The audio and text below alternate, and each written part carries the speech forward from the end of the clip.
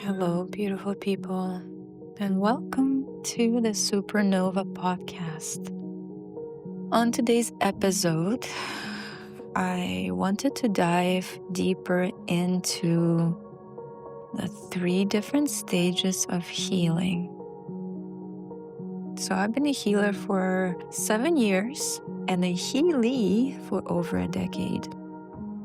And I have explored many different modalities, some of which now comprise my medicine. And I have been exposed to many healers. And I discovered that there are 3 different distinct stages of healing that all of us go through. And in this episode, I would like to dive deeper into each stage so that you can recognize what stage of healing you may be in. You can recognize what tools are helpful for that stage. And you can also recognize when is that pivot point that is directing you to essentially move into the next stage of healing.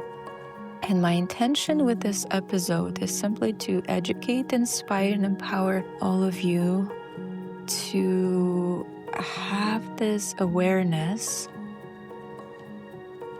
and to simply allow yourself to be where you're at, while also having the mental understanding of where you're at. So, stage number 1 is what I call the love and light stage. This is a stage that is very important and very powerful. This is the stage when we begin to empower ourselves on our healing journey. This is essentially the stage where we step in onto our healing journey.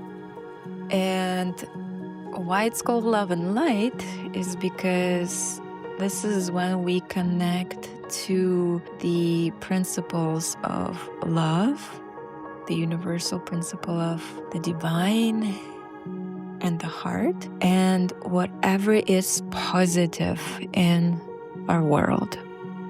So in this stage, we may begin to believe that a different life is possible for us. We begin to explore actually following our dreams.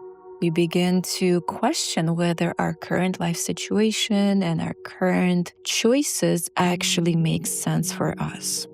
So for example, for me, this stage was when I began to recognize that the corporate world is not really for me.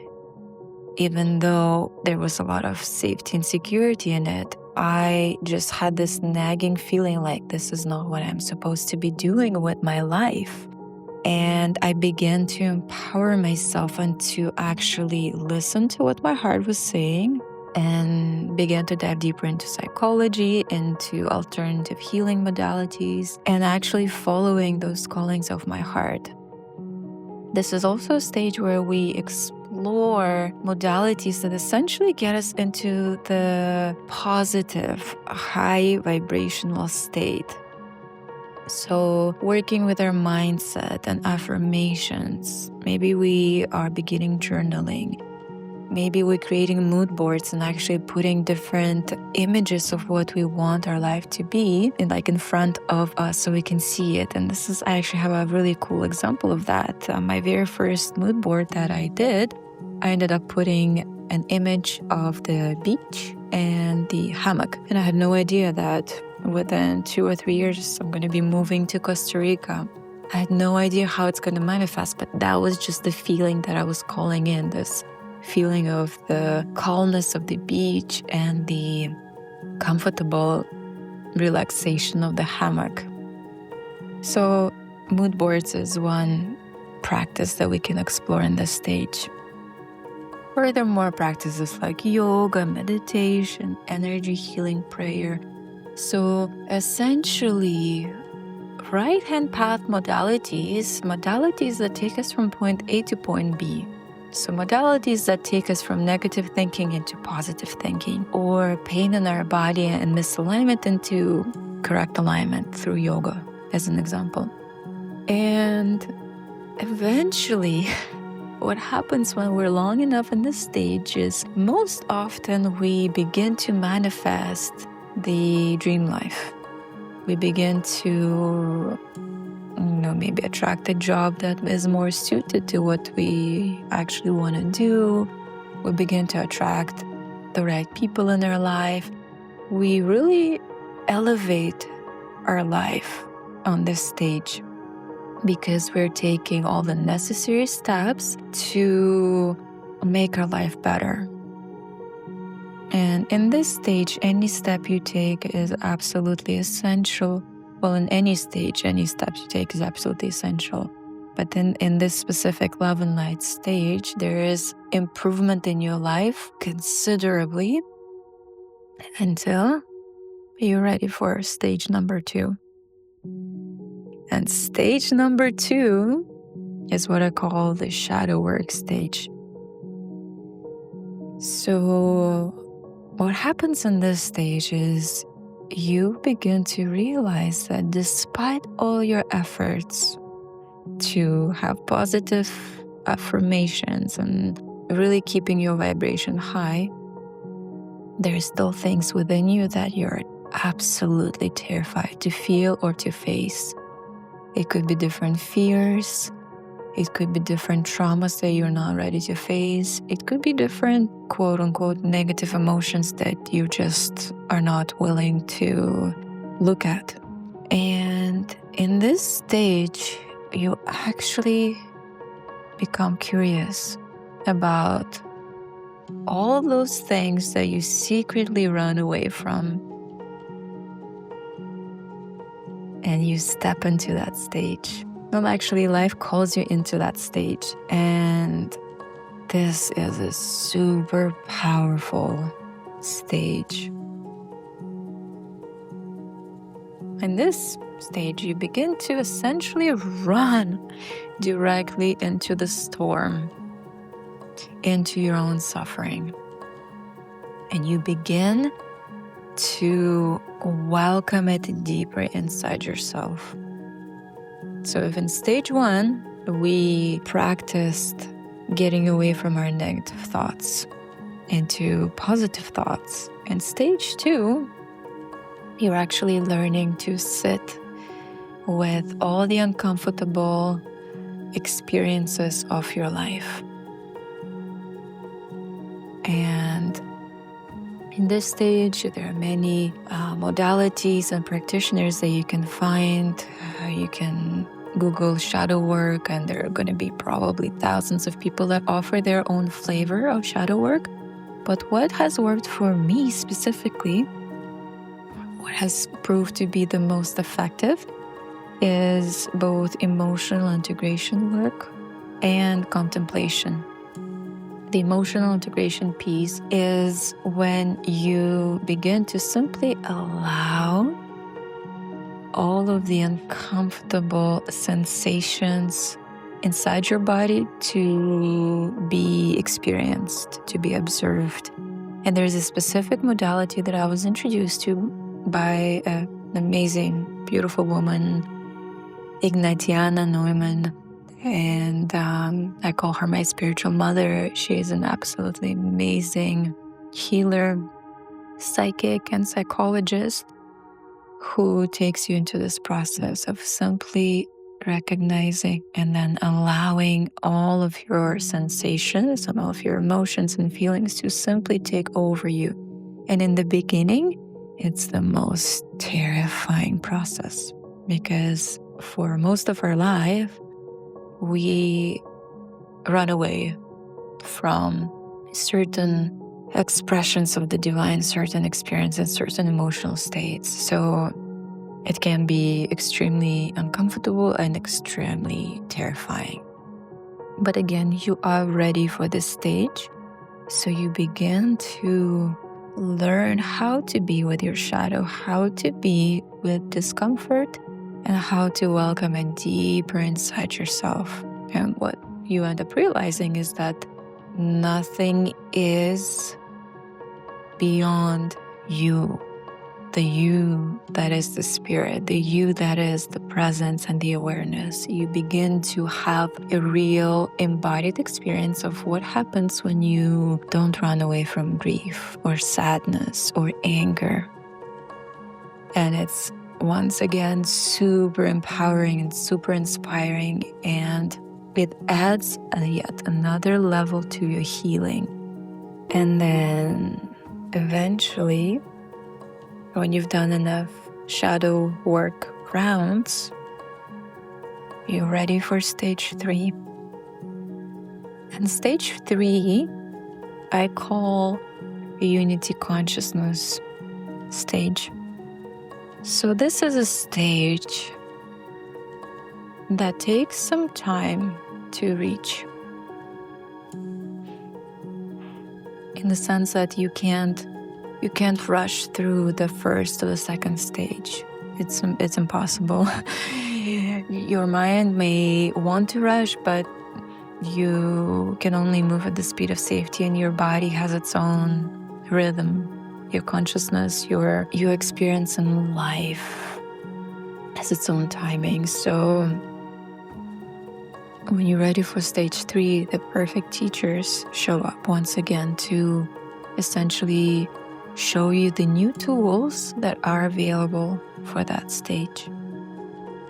And in this stage, you essentially go beyond the light and the shadow, and you meet yourself as a whole human being. This is a stage where you cultivate the awareness of yourself as a witness and as a particular human being. And you meet yourself at the level that is beyond, before, and beneath your life circumstances or emotional state. In this stage, you practice having no resistance to neither light nor the shadow. And you begin to simply flow with life. You begin to accept that certain traumas may stay with you for the rest of your life. You begin to accept the particularity of your human vehicle and not need it to be different. So for example, I have this particular way that I connect with food. I absolutely hate sharing food from a plate. And my husband's been kind of working with me in this particular preference of mine for the past 5 years. He's been kind of like pushing my edge around it and testing me. And I've gotten better, but I still will not eat food from the same plate with him or anyone else. I can do it, but I don't want to do it. And in the stage 3, you realize that, yes, I could have multiple sessions with healers and work on my past lives or work on my generational trauma when one of my great-grandparents died from hunger, and try to work on it. Or I can just simply accept and say, hey, I don't like to share food from the same plate. Let's just not share food from the same plate. I don't need to figure this out. I can just honor that this is how I am and just not create any more tension around it. Just accept, and this is, this is a particular thing for me. Let's not make a big deal out of it. Let's just eat from 2 different plates. It's okay. There's nothing else that needs to be done. And when you're in stage 3, this is how you begin to see yourself as a whole human being that still has certain preferences and certain traumas that may live in my system, that may live in my genetics, and that's okay. So I may still experience shadow states. I may still create a mood board. But I also know myself as something that is beyond my human and beyond the concept of shadow and light. I am both and I am neither. I am the awareness, the consciousness that is able to experience myself as a human. So I can still engage in both stage 1 and stage 2, but I have done enough of those practices and tools that I can just simply choose what works for me in any moment. So I hope this makes sense. And the idea is that even though there are all these different stages, if you've been through, if you've played, if you experience yourself in each of those stages, then you have all those tools available to you at any time and you can just pick and choose. But if you haven't, say, empowered yourself on stage 1 yet, then you cannot necessarily skip to stage 3 and fully enjoy it and be fully there. You have to almost go through the process of first empowering yourself and seeing your own light, meeting your own light. That will take you into meeting your own shadow, meeting the dark side of the moon within yourself. And then once you've met your own light and your own shadow is when you meet your fullness, your whole self in stage 3. So again, depending on what stage you're in, you may require different tools. So for stage 3, there is a specific modality that I've been introduced to called the Beauty Way, where we cultivate this awareness of who am I before my nervous system, before my emotions, before my circumstances. What is a part of me that never changes? There is a modality called the Beauty Way, and I'm sure there are many other modalities that can also take you there, non-dual modalities. And I guess the invitation with this podcast is simply for you to become aware. What stage of healing are you in? And to observe, are you ready maybe for the next stage? And my hope is that all of us get to stage 3, where we begin to feel this connection to unity consciousness, where our awareness penetrates life deeper, penetrates truth, penetrates beauty, and we're able to show up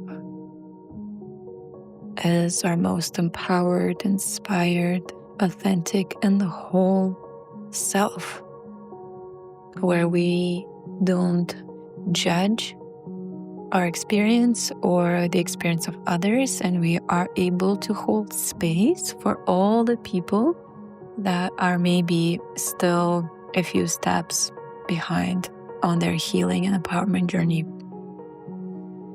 Hope you enjoyed this podcast. I would love to hear your comments and your thoughts, and let me know if this is clear, if this makes sense. We can go into each step, into each stage rather, much deeper. And thank you for listening.